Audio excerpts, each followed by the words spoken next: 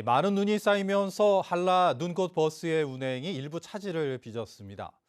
제주도는 오전에 폭설로 인해 1100도로가 통제되면서 한라 눈꽃 버스가 운행하지 못했고 도로 통제가 해제된 낮 12시 이후부터 정상 운행을 했다고 밝혔습니다. 1100번 한라 눈꽃 버스는 다음 달 23일까지 주말과 공휴일 오전 8시 40분부터 오후 6시 40분까지 12차례 왕복 운행할 계획입니다.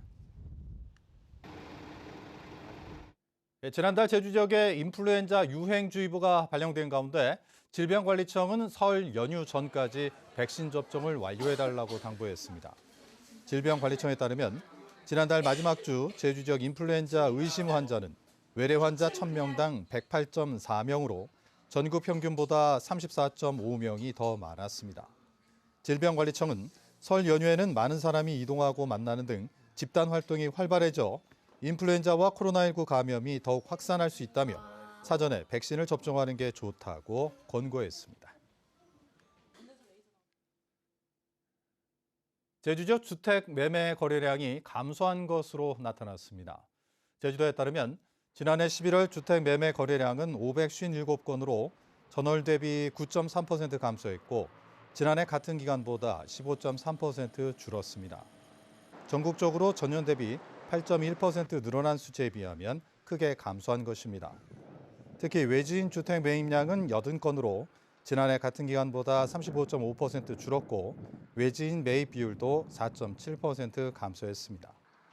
한편 제주 지역 11월 미분양 주택은 2,800여 채로 2018년 이후 최고치를 기록했습니다. 소상공인 절반 이상이 새해 경영 환경을 부정적으로 보는 것으로 나타났습니다. 중소기업 중앙회에 따르면 제주와 강원권 소상공인 55.6%는 올해 경영 환경이 어려울 것이라고 전망했고 긍정 전망은 13.3%에 그쳤습니다. 올해 가장 큰 사업 부담 요인으로는 원자재비와 재료비 상승 등 고물가가 46.7%로 가장 높았고 인건비 상승과 인력 확보 어려움이 45.6%로 그 뒤를 이었습니다. 현장에서 가장 필요로 하는 소상공인 지원 정책으로는 금융 지원이 85.6%로 가장 높게 나타났습니다. 제주대학교가 올해 학부생 등록금을 동결합니다. 제주대와 충북대를 비롯해 9개 국립대학교가 포함된 국가거점 국립대 총장협의회는 고환율과 고물가로 고통받는 국민고통 분담 차원에서 17년 연속 등록금 동결을 결정했다고 밝혔습니다. 또 교육과 연구의 수준을 높이기 위해 각 대학 차원의 예산 절감 노력도 병행한다는 방침입니다. 거점 국립대 총장협의회는 서울대학교 수준으로 등록금을 현실화하는 방안을 정부에 요구하기로 했습니다. 올해 제주 지역에서 공공주택 보급 사업이 확대됩니다. 제주개발공사는 올해 공공개발 사업에 국비와 기금 등을 포함해 1,300여억 원을 투입한다고 밝혔습니다. 먼저 320억 원을 투입해 기존 5개 지구인 마음에온, 연동과 법한, 대림과 1도 1차 등 공공주택 252호 조성 사업을 지속 추진하고 서기와 건입 2차, 동홍 1차와 2차 등 신규 지구에 공공주택 187호를 추진할 계획입니다.